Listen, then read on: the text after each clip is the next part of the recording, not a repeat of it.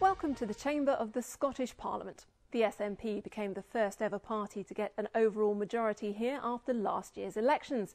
And ever since, the relationship between England and Scotland has topped the political agenda as never before, as the timetable for an independence referendum begins to crystallise. In this programme, we'll take a look at the arguments on all sides as the debate begins to unfold. So where better to start than with the man who keeps an eye on public opinion, Professor John Curtis from Strathclyde University.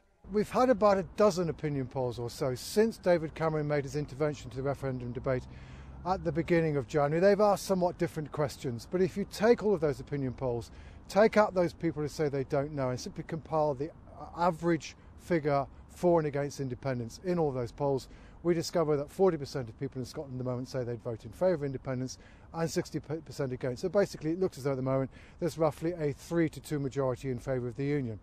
How firm is that? Well, one way of looking at it is to say, well, the truth is that if you actually compare those figures with equivalent figures for the last 6 months of 2011, you discover we had 41% support for independence, i.e. virtually unchanged. So to that extent, at least in terms of the overall aggregate level of support for independence, things are in truth remarkably stable.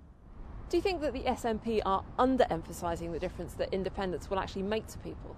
Well, there is no doubt that the SNP are pursuing a strategy which is designed to suggest to people that, at least in terms of their immediate everyday lives, independence wouldn't bring a great deal of difference. So they'll still be able to watch EastEnders, they still have the same money in their pocket, and they still be able to go and visit their grannies in Grimsby freely whenever they want to. And to that extent, at least undoubtedly, that's an important part of their strategy. In truth, it's a well-judged part of their strategy because we know, for example, that people in Scotland wish to keep the BBC. We know that for the most part they want to hang on to sterling, and they certainly want to be able to visit their grannies in Grimsby. So to that extent, at least, they are undoubtedly trying to make independence more appealing than perhaps it might otherwise be. So what do the SNP need to focus on? What would swing it in their direction? Well, I think there is no doubt the crucial issue, which is central to whether or not people are for or against independence, is first of all whether or not they think independence would make Scotland's economy stronger or weaker. If they think that Scotland's economy will be stronger, they're quite well inclined to feel confident about independence, and if they feel confident about independence, then people tend to be in favour. So I think undoubtedly that's the crucial pathway upon which the SNP have to work. Now, their problem is that at the moment only around a third of people in Scotland are convinced that the economy would be better, and nearly a half of people are still saying, well, actually, I'm still a bit worried about this idea of independence. Only around a third or so feel confident. So they've got to persuade more people that independence would bring material benefit to Scotland, and that therefore, as a result, that they're more willing to take the risk, as I think many people see it, of switching towards independence if indeed they're going to turn the current poll figures around. And what about the unionist parties? How could they run a better campaign? Is talking about British values really going to make a difference? Well, I think clearly what one has to understand is that this, at the end of the day, is a debate primarily about Scotland, and it's a debate in a society where 75–80% of people primarily feel Scottish rather than British. And I think in truth the unionists have to think of the arguments not how having Scotland in the Union makes the UK as a whole stronger, but rather how Scotland being in the Union is best in terms of promoting Scotland's material interests and its distinctive sense of identity and of culture. And to that extent, at least, some of the arguments that, for example, David Cameron has articulated, which I think have been too rooted in the sense of Britishness, which undoubtedly he feels, but the truth is many people in Scotland don't, that isn't quite the right target. Much closer is, for example, the argument of Johan Lamont, arguing that Scotland has a distinctive social democratic outlook and that is going to be most effectively pursued within the Union. I'm not quite sure he's got the argument right, but that's certainly the right kind of argument, I think, that the unionist politicians need to come forward with. David Cameron has made it clear from the outset that he believes in the UK head, heart and soul. On a visit in February, he told voters here that if they said no to independence, he'd be prepared to devolve more powers to the Scottish Parliament. I'm open to looking at how the devolved settlement can be improved further. And yes, that does mean considering what further powers could be devolved. But that must be a question for after the referendum, when Scotland has made its choice about the fundamental question of independence or the United Kingdom. When Scotland has settled this question once and for all and ended the uncertainty that I believe could damage and hold back Scotland's prospects and potential, then is the time for that issue. But just how do the Conservatives take the fight to the SNP, given the decline in their electoral fortunes at every single election to Holyrood? We've actually found it difficult to engage with the Scottish public on an agenda which they have felt to be relevant. And I think now that we have a new leader, are embarked upon a wide-ranging policy review, I think we are already beginning to see that the issues that we are talking about, the position that we are taking, is one that the public in Scotland can identify with and support. So I think we've moved from being a party that people actively dislike, but not to a party that has had an agenda which people can properly relate, and that's what we're changing now. Given that you have struggled in some ways to get your message across, how far do you think it's because of your association with the party at Westminster, and how closely should the two be connected? Well, I think of all the parties in Scotland, the party for whom the union is not a policy but a raison d'etre is the Scottish Conservative and Unionist Party. I think obviously we recognise that there has to be an effort made by all the unionist parties to galvanise and energise their vote in the debate ahead. But the Conservative Party is led by the Prime Minister of the United Kingdom. The Conservative Party has a very pro-Scotland agenda within the United Kingdom, and I think we are going to articulate and be very happy to participate at the highest level in the leadership of that campaign. But that doesn't mean that it's a simple issue for you. I mean, David Cameron has suggested that he might be in favour of devolving more powers to the Scottish Parliament, but there are some in your own party who don't favour that at all. Most people, if not the vast majority of the party, accept that the devolution is an evolutionary process. I think the difference here is that we want these matters to be resolved after we've decided whether or not we wish to remain part of the United Kingdom. And the reason for that is quite clear. Up until now, we've tended to discuss additional powers not on the basis of whether they are what's right for Scotland or indeed what's right for the Union, but whether or not they are powers that would stop the SNP dead in their tracks. And that, I think, has been the wrong approach. It's meant that we've embraced policies or we've embraced processes which were all about trying to stymie the SNP and not actually to argue for a platform which we believe was right for Scotland. That's why we want the independence issue to be resolved first, whether or not we wish to separate from the rest of the United Kingdom after 300 years or whether we wish to renew that partnership. Having done that, we can then consider what additional powers might come to Scotland on the basis, exclusively the basis, of what's best for Scotland and what's best for the United Kingdom. You say that you won't come up with proposals then until after the referendum. That might seem a bit lame to people. No, I think that what we want to do is to ensure that the people in Scotland have a clear choice and not a confused choice. What the Prime Minister has said is, yes, in the event we make the big decision, which is to stay as part of the United Kingdom, we can then discuss which additional powers it might be in the best interest of Scotland to discuss and potentially transfer to the Scottish Parliament in the future. But I don't believe that the right approach is to get bogged down in a discussion about all of that just now. The right approach is for Scotland to decide the big question. Do they wish to remain within the United Kingdom or do they wish to separate from it? But do you not think that David Cameron might be pushed into having to put forward ideas about what devolution is ahead of the referendum? I think the danger of doing that, as much as anything else, is it then looks as if Westminster is dictating, or worse still, a Conservative Prime Minister is dictating what is possible. What is clear is that amongst all the unionist parties, the Labour Party, the Liberal Democrats and the Conservatives, there is a willingness to consider a further evolution of devolution. And therefore I think it's important that that consensus around which additional powers might come to Scotland is not one which is dictated by the Conservative Party, but one which is led by Scotland generally, having decided the big question of whether or not we wish to stay within the Union in the first place. The Conservatives' Jackson Carlaw. The Tories lost seats at the last Holyrood elections, as did the Lib Dems, but it was perhaps Labour that suffered the biggest collapse in morale after so long being the dominant force in Scottish politics. The party leader resigned, but it took 7 months to elect a new one, Joanne Lamont, and in the meantime the party became virtually directionless. In UK terms, it can certainly be argued that Labour has the most to lose if Scotland votes for independence. It does, after all, have 41 MPs at Westminster. But Labour has been reluctant to campaign with other parties for the Union, particularly Westminster Conservatives. The Labour leader, Joanne Lamont, has some important political decisions to make. I believe that power lies with the Scottish people, and it's for the people of Scotland to decide how that power should be used in the interest of the Scottish people. The question is not what powers Scotland should claw back, but which powers should we share? How do we share power in a way that best benefits Scotland? What do we share with our neighbours to our mutual benefit? When we met, I asked her if people in Scotland had fallen out of love with Labour. I think that in the last elections in 2011, we had a very serious defeat. We've accepted that. It was clear that when we asked the question, who can best stand up for Scotland, people didn't think that we could. So we have a long way to go back to persuade people that we're serious about our own politics and that we want the opportunity to serve them again.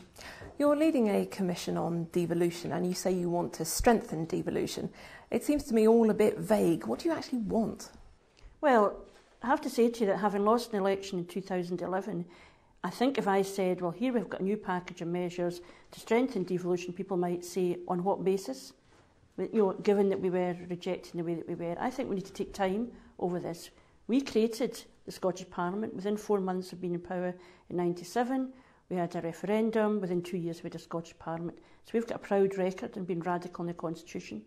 What we don't want to do is to have a debate about how we strengthen devolution as a means of dealing with the independence question. It is about how power is best played out across our communities.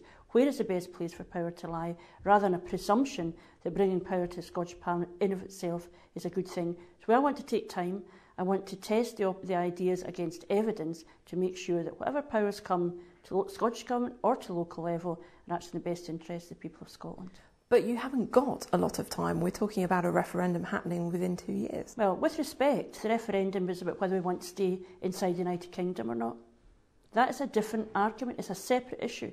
Do we want to stay inside the United Kingdom and remain part of the partnership and cooperation that is the United Kingdom, or do we want to leave? That's a fundamental question for the people of Scotland. But those of us who want the United Kingdom to work are in the business of strengthening devolution and ensuring that the powers lie in the best place. The SNP will tell you that by default the power must come to the Scottish Parliament. That is their view, that's their belief.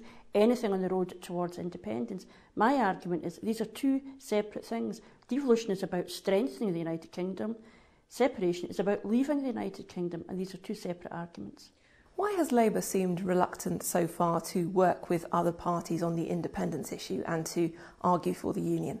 Well, it may feel to you as if we're reluctant. That is not my view. I have said explicitly that I will argue strongly for Scotland remaining inside the United Kingdom and have advocated that. Indeed, I've raised and pursued this matter with the First Minister on a regular basis. We also have made a commitment to working cross-party, and I have said explicitly that I would do that too. But this is a marathon, not a sprint.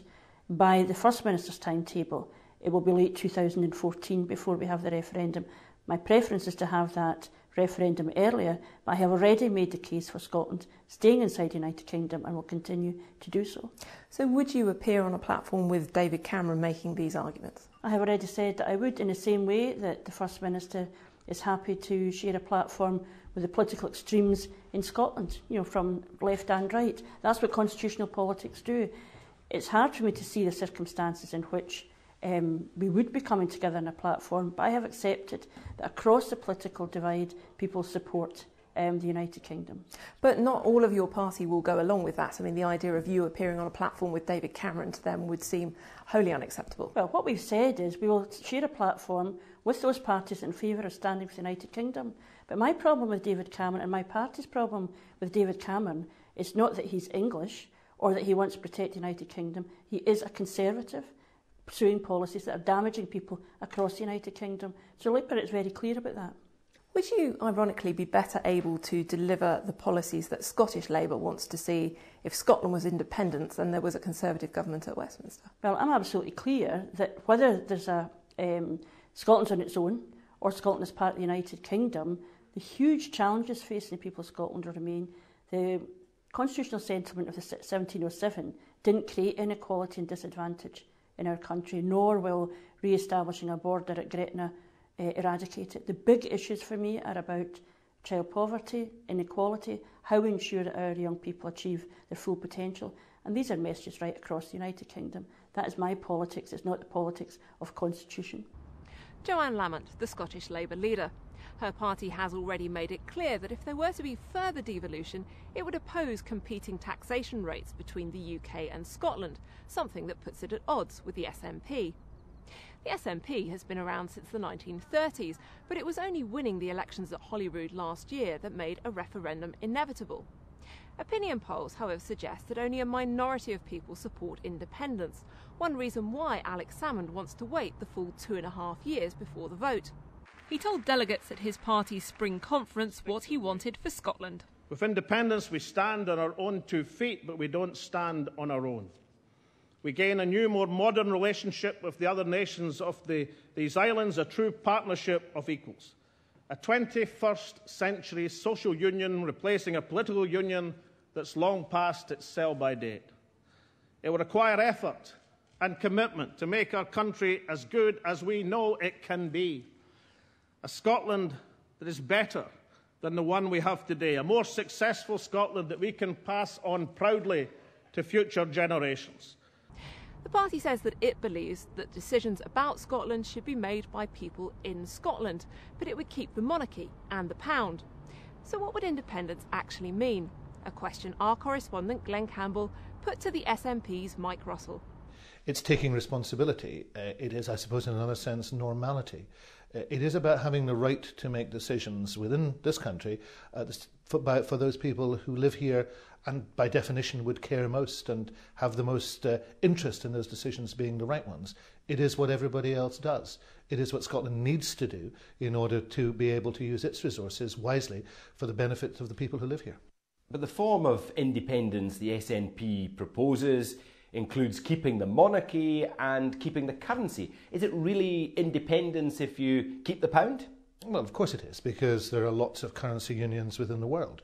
The powers that Scotland would have with full fiscal powers, even keeping the pound, as you put it, would be vastly greater than the powers that presently exist within Scotland.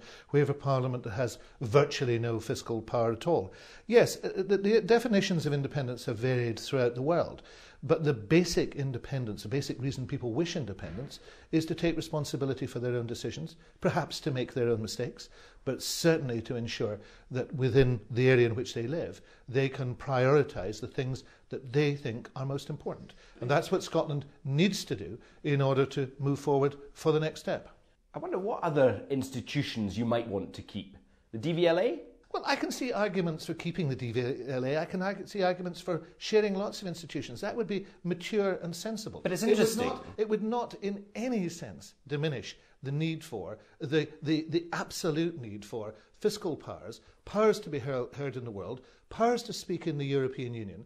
As a minister, I've attended European Council of Ministers meetings in which I have not been able to speak. Yet UK ministers have spoken on matters that only affect Scotland. That is actually plain daft. We could exchange views about institutions forever. It wouldn't actually diminish. It wouldn't diminish the basic need for continued constitutional change, which actually I think every party now accepts. Even David Cameron now says that further changes are required. He just won't say what they are. Everybody accepts that Scotland needs more power. The Scottish National Party in government makes it clear that what the power that is needed is the normal power of a normal independent nation which would be happy to work and collaborate within the family of nations. That's not difficult to understand. OK, well, I think I do understand something about what you're proposing, but what I'm not clear about is which institutions you might want to keep, that it wouldn't matter to you if they were continued to be organised across the UK. Why would that be important to you? Because what you're trying to do is to limit and define aspirations. What I'm saying to you is treat independence, and everybody should treat independence as a normal aspiration, and argue whether it would be good or bad on those terms. But would it be good or bad to keep the post office? That would entirely depend upon what we felt we would get out of it.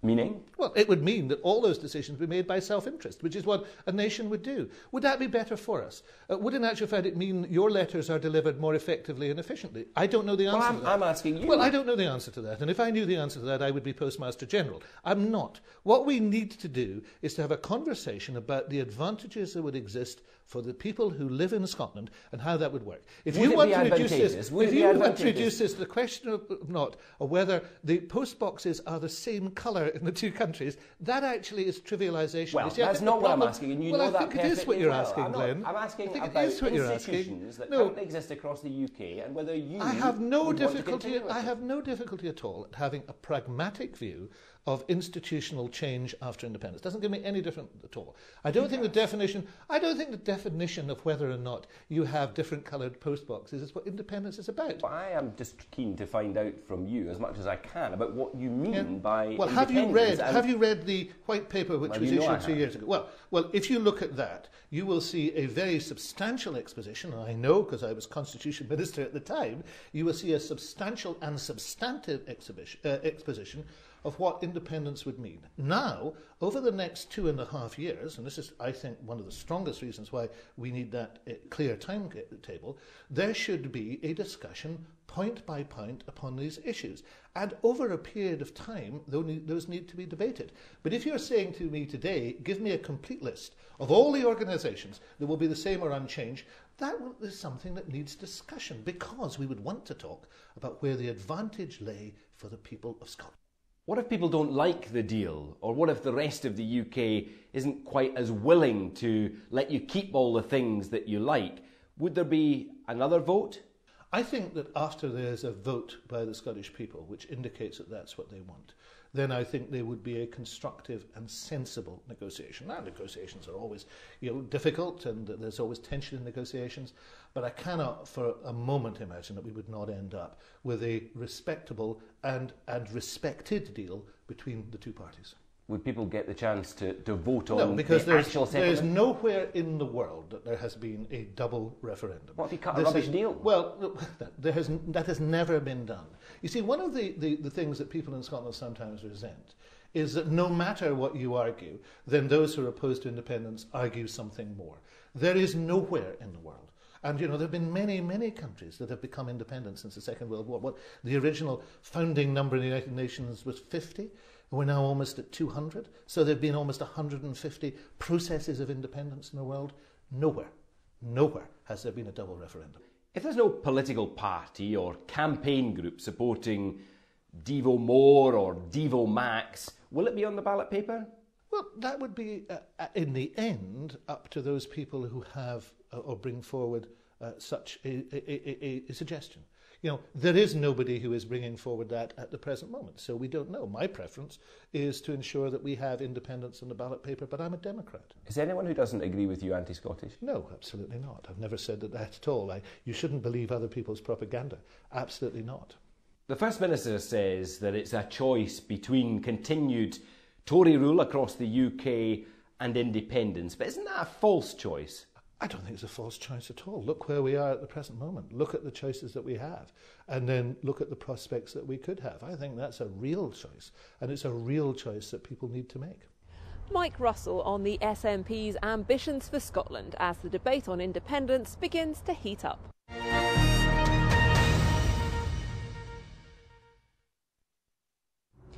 The SNP are convinced that they can forge ahead and overturn polls which have in the recent past suggested that while voters want more powers for Scotland, they're not prepared to jump the final hurdle to independence. But are these arguments about money and logistics, or is it really a case of heart versus head? The Conservative MP, Rory Stewart, writing for the website Conservative Home, urged people to remember what it was that they loved about the UK. Earlier in London, I got him together with the SNP MP Angus MacNeil, and I began by asking Rory Stewart if, when it came to independence, all the passion wasn't with the Scots. I feel that the passion, the heart, should be on the side of Britain. I think it's something we should be deeply proud of, deeply positive about. I represent a border constituency, and I myself am a Scot, and for me and my constituents on the border, this having to split your identity is a terrible thing, and it's a terrible thing emotionally, not economically. Thanks, Madeleine. Nothing wrong with that? Well, I think the head and the heart are with Scotland, and indeed our pitch in the SNP has been mainly with the head. The heart's been there, of course, to some extent, but mostly the unionist side, the anti-independence side, is coming with the heart and wishy-washy ideas like we're better together, rather than hard economic facts, which is what the SNP have led with and led very successfully with. And it's a message that is resonating with more and more Scots. And as for it goes for identity, the world has got 4 times more independent states than it did 50 or 60 years ago, and people are used to crossing from country to country. I myself am half Irish, but I don't want any government from Dublin. All right, well, Rory Stewart, you talk about big states and smaller states, but isn't it the case that the small state has really been on the rise since the fall of the Berlin Wall in the last 25 years? There are a lot of little states around the world, but I think what we've really found, if you look at the last 5 years particularly, is that states like Britain are quite robust and very useful. You probably wouldn't want, in the modern world, necessarily to be a giant superstate, nor would you particularly want to be a small state. Britain is a very, very flexible, well-placed country, and has been for 300 years, and I think will be in the future. And I think Angus has got some interesting economic ideas, but I'm afraid, personally, I think the economics is not decided, and it shouldn't be decided by the economics. It should be decided by how we feel. And one of the great things is Angus and I can feel proud to be Scottish, and we can also feel proud to be British. And we're not a country that merges identity. But at the same time, you can feel proud to be Norwegian and feel proud to be Scandinavian. The point of what we're trying to do is move political power from the politicians at Westminster to Edinburgh, to the most democratic forum representing the Scottish people. Rather than be 8.4% of the voice at Westminster, we want to be 100% of the voice at Edinburgh, making decisions that matter to us. Scottish identity has always been completely distinct from English identity. My father, a Scot, wearing kilt, eating his haggis every day, is deeply, deeply proud to be Scottish. It's not a country like France, where we've tried to impose a uniform culture on a whole country. We've allowed our nations to flourish within the framework of Britain, and that's a very exciting thing we should be proud of. I mean, while haggis is a good food, I wouldn't suggest it more than once a week. But what I would say is that if we look at the taxation powers, very centrally controlled, very damaging in many ways to economic interests in Scotland. We could have corporation tax control in Scotland. We could have fuel duty control in Scotland. We could have value-added tax control in Scotland. These are the practical head issues that the SNP are talking about, and not the vague heart issues that so often we're hearing from the anti-independence opponents. All right, Rory Stewart, I mean, the history of the UK as the UK is relatively short. Yes, it's 300 years old, but it's not short compared to most of these countries that you're talking about becoming independent. If you're talking about, I presume Angus is talking about countries like Bosnia, they're not talking about that kind of history.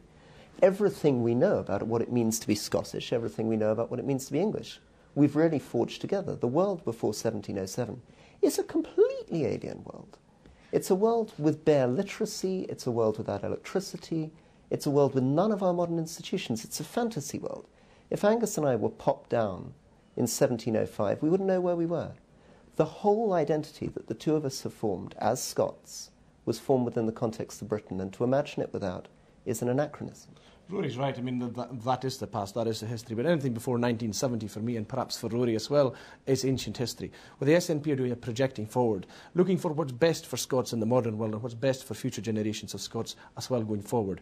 And we hope that we bequeath an oil fund, for instance, like the Norwegians have done. Scotland and Norway found oil at the same time. Norway have got a $515 billion oil fund.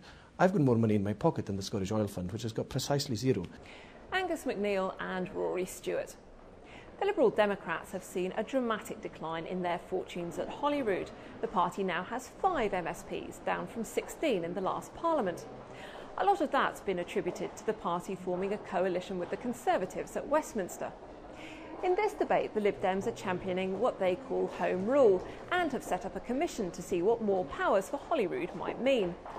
The party's leader in Scotland set out how the Lib Dems plan to take the fight to the SNP. I think our strategy for the referendum should be simple. We should set out the potential for Scotland, a powerful force within the United Kingdom, with domestic control through Home Rule. That's a good reason to reject independence. And when Scotland votes no to the SNP plans, then we Liberal Democrats will have an important job to do taking the country forward. When I caught up with Willie Rennie, I asked him if Alex Salmond, who's talked of Home Rule with independence, was stealing his party's language. He's been a bit cheeky. He's trying to confuse things. I think it's important that people understand that Home Rule is within the United Kingdom. It's not independence. Independence is a separate state away from the rest of the UK, and that's what he advocates. We want to stay within the UK. We want to raise what we spend so we can determine our own destiny on the domestic agenda. That's where I think most Scots want to be, and that's where we are. The Liberal Democrats have set up a commission on devolution under Sir Mingus Campbell. What's that going to bring to the debate? I mean, it builds on what the Steele Commission did before, back in the early 2000s. David Steele worked up a proposal which was around Home Rule, which was fiscal federalism, so you raise what you spend. What we need to do now is fill in some of the holes, actually spell out which taxes, for instance, would be devolved to the Scottish Parliament to achieve the objective of raising, in broad terms, what we spend, but also looking at some of the other areas like welfare and economic levers. That's what the Home Rule Commission under Ming Campbell was looking at. And I think we're ahead of the game, we're ahead of the curve with the other parties. Do you need to have your proposals for devolution all sewn up before we get to the independence vote? I do think we need to set out what a future Scotland would look like within the United Kingdom. It's important that people know what no would mean. It's not no for a generation. It doesn't mean no never. It means no to independence, but yes to further change. And I think there is a growing consensus that we do need further change, because people in Scotland know that Scottish Parliament isn't quite right yet. It doesn't actually control its own destiny in the way that people want it to. Would you be in favour then of seeing a question on devolution, devolution max, devolution plus on the ballot paper? I mean, we looked at this. We looked at this last year because it perhaps could have been in our interest to try and shape that second question to have Home Rule on the ballot paper. But when you actually look at the technicalities, it doesn't work. And the reason why it doesn't work is because independence is a completely different concept from Home Rule. One within the United Kingdom, one out with. And if you're competing, these two competing demands in the referendum, you end up with an unclear result. That's why we can't support a second question. Even though it's something that you favour, devolution is your preferred option, you're not prepared to push for that to be on the ballot paper? Because it could jeopardise Home Rule. I mean, it actually would treat Home Rule as a second-class question in the referendum. I mean, if 99% voted for Home Rule, or for Devo Max, or whatever was on the ballot paper, and 51% voted for independence, independence still wins. Now, to me, that's a second-class question. Is your biggest problem then that these two arguments are being muddled by the SNP, to some extent by the parties at Westminster? The SNP are trying to have a fallback position, and I don't blame them for that. I mean, I can understand if they're not confident completely in achieving independence, they might want to get something else, because they do want more powers, but they're just trying to cram too much into the one referendum. What we've got to have with a referendum is something that's clear and decisive and legal, and the way the SNP are going about it won't achieve that. All the major parties then are clear about whether they do or don't want independence. But what does independence mean? And then there's devolution. There are many different forms of that too. Daniel Britton talked to Dr. Nicola McEwen from Edinburgh University and asked her if defining what was meant by independence was more difficult than it might seem. All nations, all states are interdependent in today's world. It's interesting that in the First Minister's speech that he gave to his party conference, he tried to equate political independence to the independence that families aspire to, standing on your own 2 feet, and trying to make it a more human, easy to understand concept. But applied to countries, then it's something a bit more nuanced than we might have envisaged an independent country 40, 50 years ago. He also raised the concept of home rule with independence. That seems a bit of a tricky equation, frankly. Yes, and quite a clever one. The concept of home rule was used quite frequently in Scottish political debate, particularly in the 1980s at the height of the movement for a Scottish Parliament. And it was a concept that appealed to people across the political spectrum in some ways, across the pro-devolution forces. Yes, but home rule is a form of devolution. Independence is leaving the Union. Well, I think the SNP are trying to put across the view that home rule is a form of self-government and independence is a form of self-government, devolution is a form of self-government. Another interesting turn of phrase that the First Minister used at the weekend was to describe devolution, the system that we currently have, as a little bit of independence. And the idea here is to try and make the political independence that the SNP aspires to as something less scary, less stark, just a logical extension of the devolved system that we have now. How would the SNP, if it won the referendum for independence, approach the EU? Would it be treated as an entirely new country? We don't know. I mean, I think from the EU's perspective, I I think they would want an agreement internally, first of all, within the UK between Scotland and the rest of the UK or the UK government, and then they would respond. But the European Commission have been very careful not to say anything. We don't have a precedent for this within the European Union, so there's lots of uncertainty around that issue and lots of debate. The stage is now set for the biggest decision in Scotland's recent history. We asked BBC Scotland's Glenn Campbell what we could expect in the next few months as the referendum campaign develops. I asked him if the unionist parties were going to have to work together over the coming months. They are going to work together. They're going to have to work together to some extent, but it's not clear what form that will take. It looks like there's going to be a cross-party campaign to keep Scotland in the United Kingdom, with Charlie Kennedy for the Liberal Democrats, possibly Alistair Darling for Labour, and the former leader of the Conservatives here in the Scottish Parliament, Annabel Goldie, for her party. But there are still very big differences and debates going on within those parties about what their alternative to independence is. So the referendum campaign is now effectively underway. What are the things that we should be looking out for? Well, we've still got to sort out the details of the referendum. The Scottish Government's consultation ends in May. The UK Government's to publish the results of its separate consultation, and they'll have to hammer out a deal.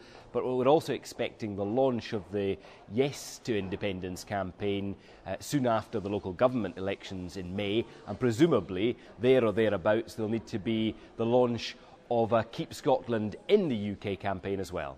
The SNP are keen to share a number of institutions with the rest of the UK. So really for them, what is the key thing that they actually want? They want the transfer of sovereignty from Westminster to Holyrood. They want this Parliament and the Scottish Government to be able to make all the decisions about what happens in Scotland and in Scotland's name. Now, the fact that they want to pool some or perhaps much of that sovereignty, some people say makes their proposition not independence but independence light. So what would be the consequences for the SNP if they were to lose the referendum? Well, I think that could be disastrous for the SNP. One of the defining features of the party in recent years has